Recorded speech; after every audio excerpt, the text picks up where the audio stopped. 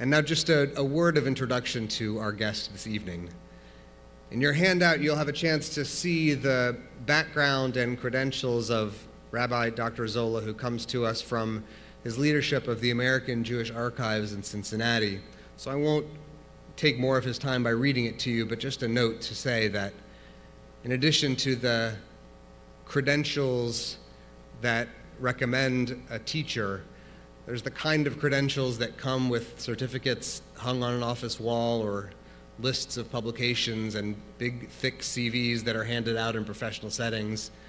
But there's also the kind of credentialing that comes from the depth of one's impact on the hearts and the minds and the careers of one's students. And in Rabbi Dr. Gary Zola's case, he is well qualified indeed by both measures. He's an accomplished teacher, an extraordinary researcher, and a remarkable professional in the field of Jewish history. But he is also, to me at least, most importantly, a great mensch, a loving teacher, and a figure to whom I owe great credit and many thanks for having shaped my learning and the work that I do with you every day. I am grateful, I am delighted, and I am very proud to invite Rabbi Dr. Gary Zola to the Bima.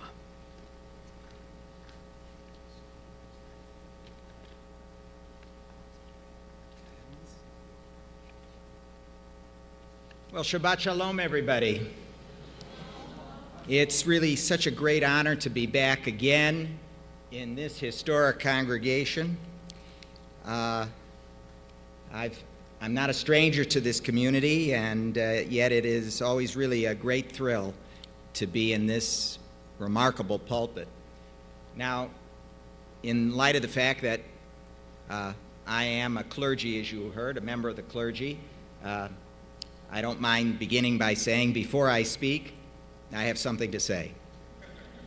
So what I have to say before I actually begin my remarks is that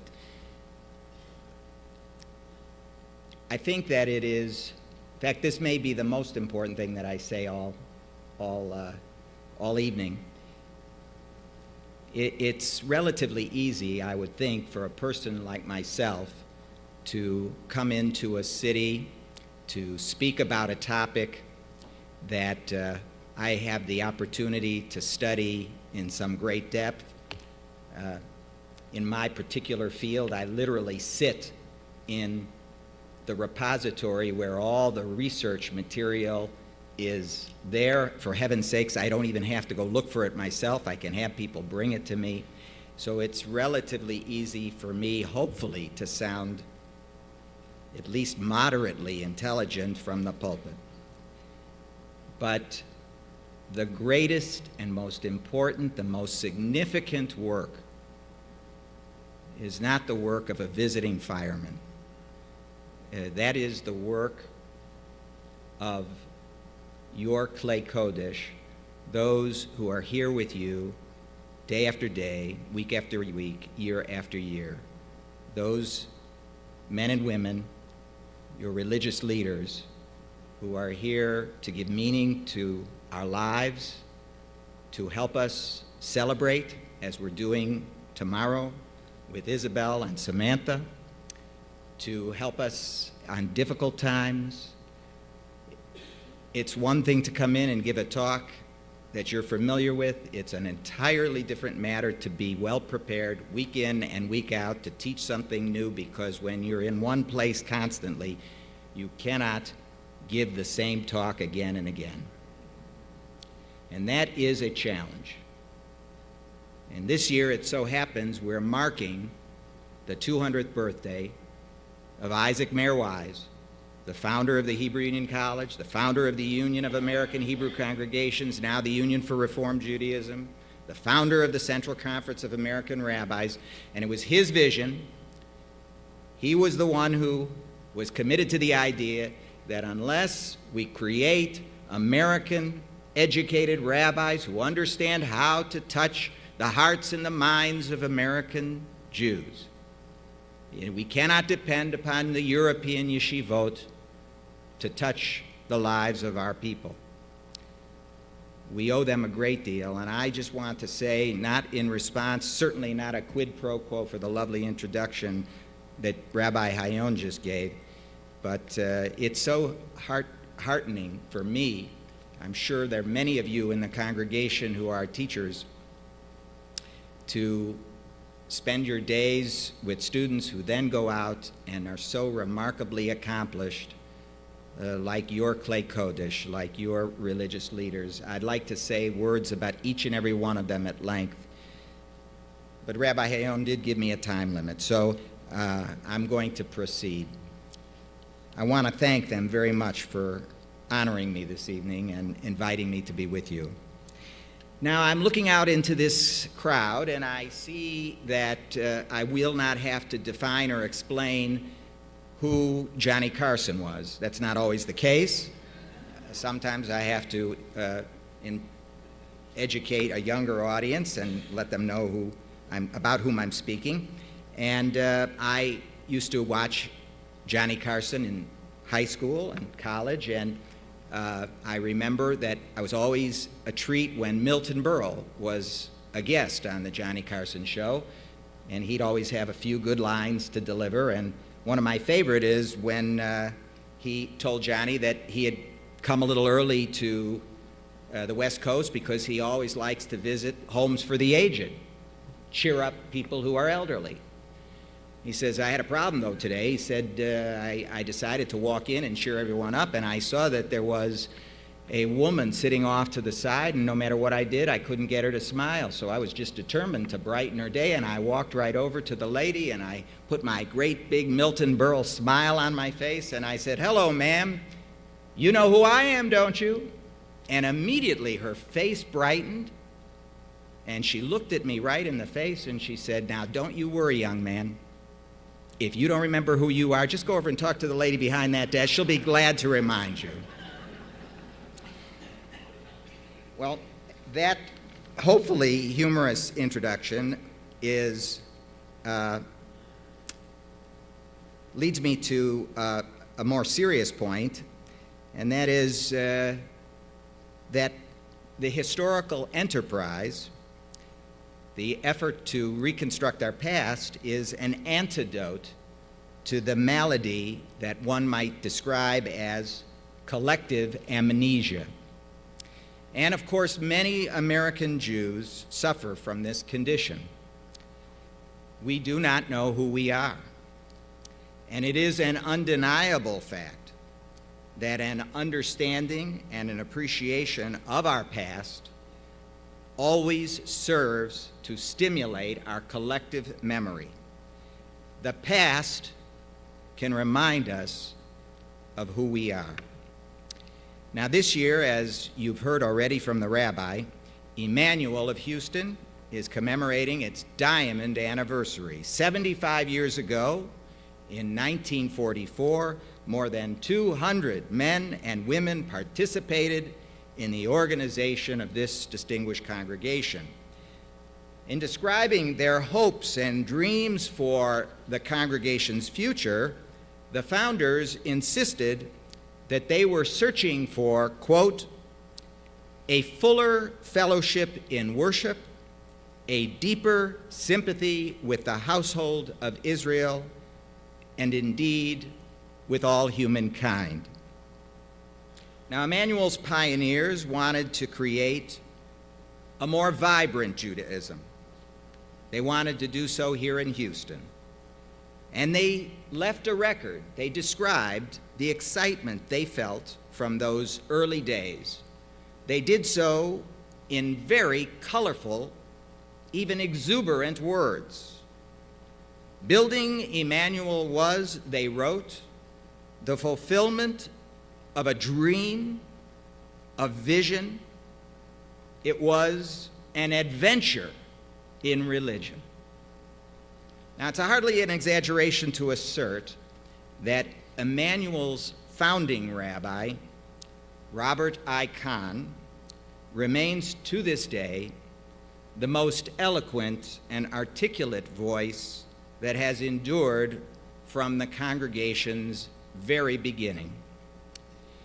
Now, on Rosh HaShanah, 1949, just 2 short weeks after the congregation moved into this very building, its first and only home, Rabbi Kahn delivered a truly remarkable sermon wherein he set forth his vision for the congregation's future. So tonight, on this Sabbath Eve, let's go back 70 years and turn back the clock, for it seems appropriate as we launch the 75th anniversary of the congregation to give ear to Rabbi Kahn's message.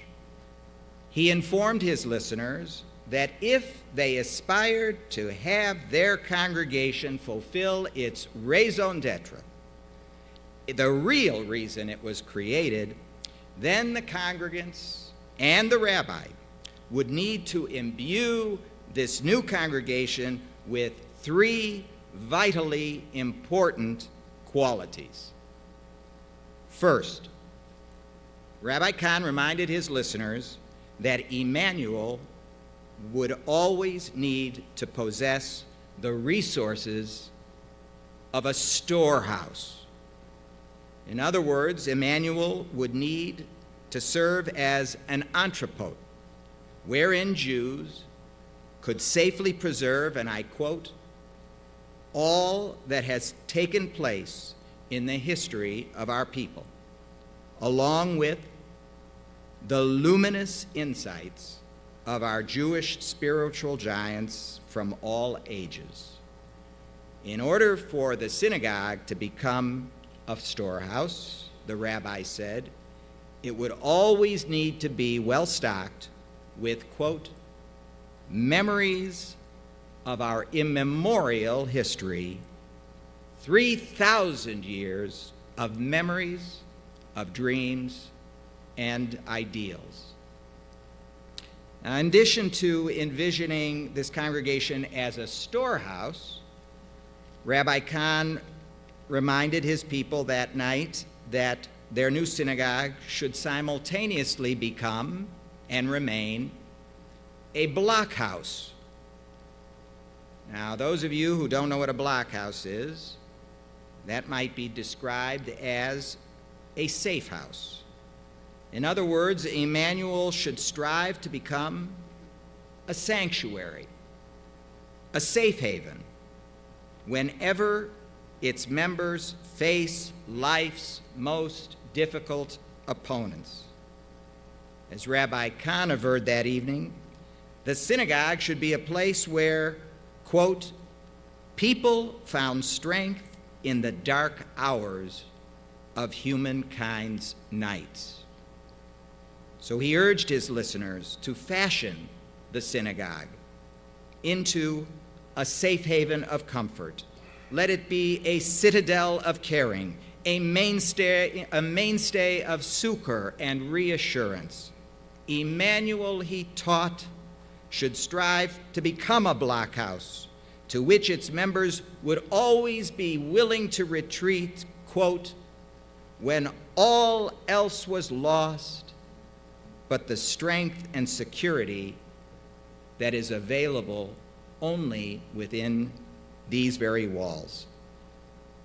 Let them come to this congregation, he said, wherein they will find once again, and I quote, the dignity and the strength that derive from a living faith, a faith that unflaggingly proclaims the worthiness of life.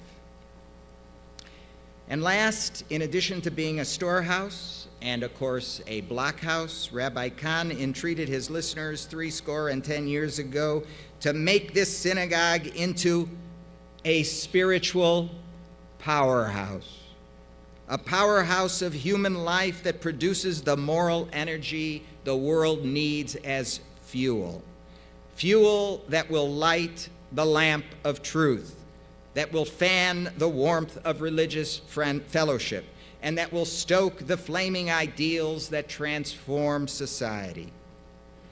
If the synagogue functions as a spiritual powerhouse, this synagogue, Rabbi Kahn preached, It will produce the power that society desperately needs to make our world a better place for all. As the rabbi put it, Emanu should generate the power that leads to social improvement, the ideas upon which democracy were based, the idea of dignity, the dignity of humanity, and of the sacredness of the human personality, the right of a free voice, a free mind, a free ballot, of justice between man and woman, between man and woman and their government.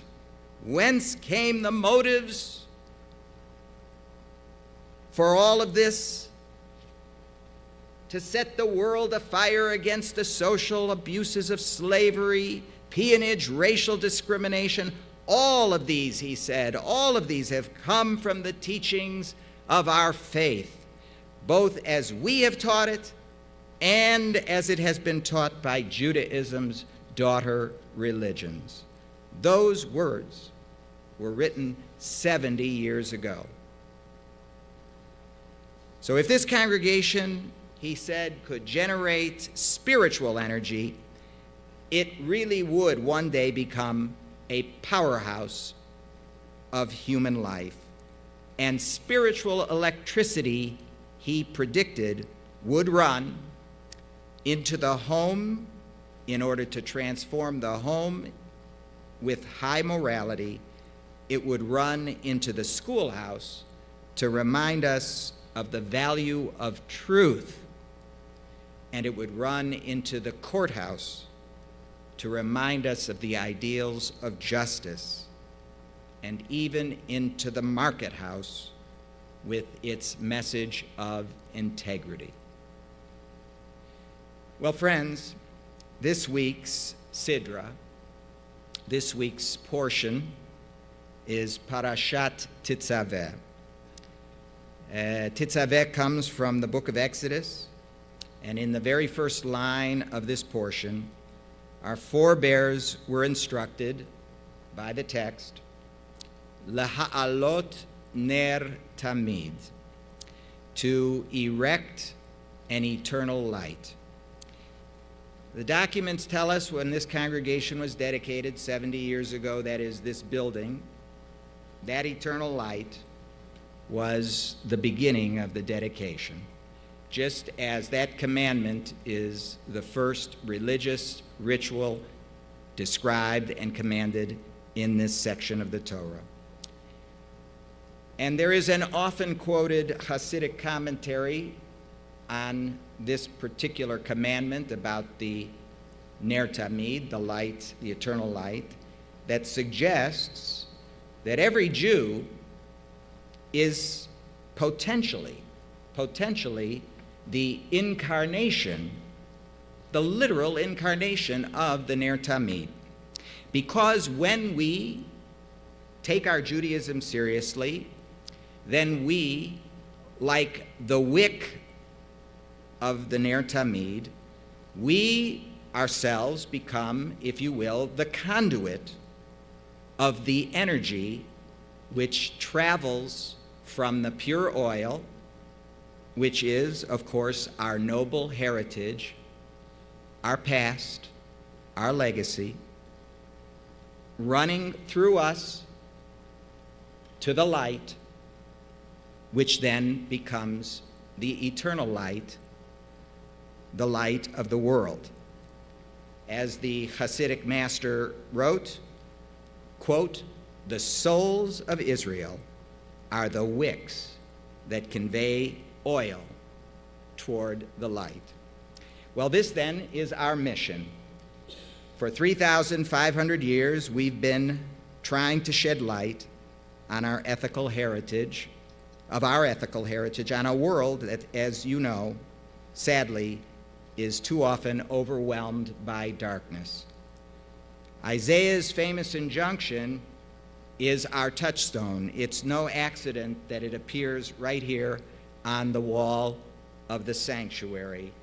Ve'etenecha livrit am leor goyim.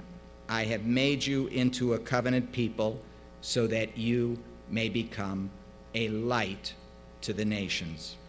For 75 years, Emanu has been a storehouse of Jewish learning. It has been a safe house for Jewish living, and it has been a powerhouse of energy that will, we believe, one day bring greater light to our overcast world. But the last question is the most important of all, one that I pose before our Benot Mitzvah. How can we ensure that 75 years from now, the same will be able to be said of us? And the answer to this question comes, I suggest, from the brilliant German writer and philosopher Goethe, who placed these words in the mouth of his melancholy hero Faust, when Faust says, "What you have inherited from your forebears, you must earn for yourself if you wish to call it your own." What you have inherited from your forebears, you must earn for yourself if you wish to call it your own.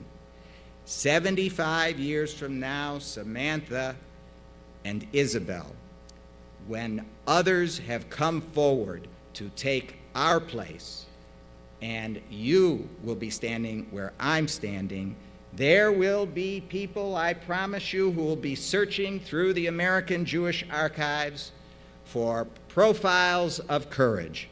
They will remember anniversaries, and they will reflect back on the 75 years that have transpired when this congregation is marking its 150th anniversary.